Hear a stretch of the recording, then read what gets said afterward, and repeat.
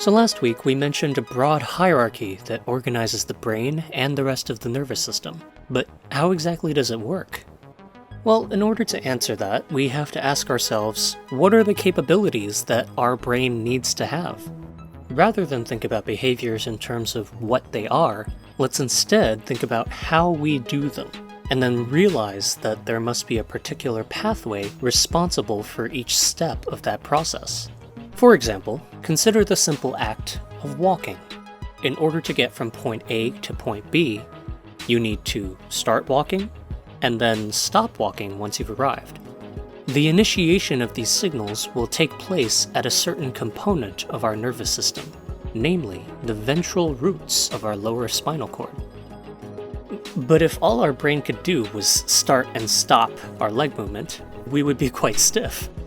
So there also has to be a method of smoothly regulating the speed of our leg movements to produce fluid motion and keep us stable. This is yet another function that will require another area of the nervous system, in this case, the cerebellum and the proprioceptive system. And then we have to consider the reason for this action. Are we walking for exercise or commute? Or are we doing so in response to an external stimulus? Maybe you hear a car coming or see a puddle, so you reflexively step aside. And just like that, we've involved our sensory systems too.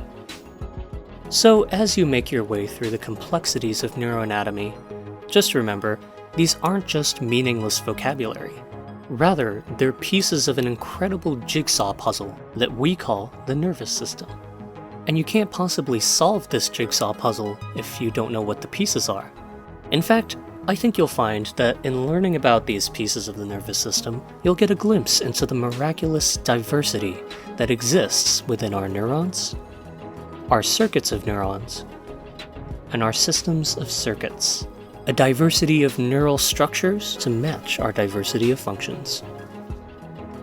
So, let's begin.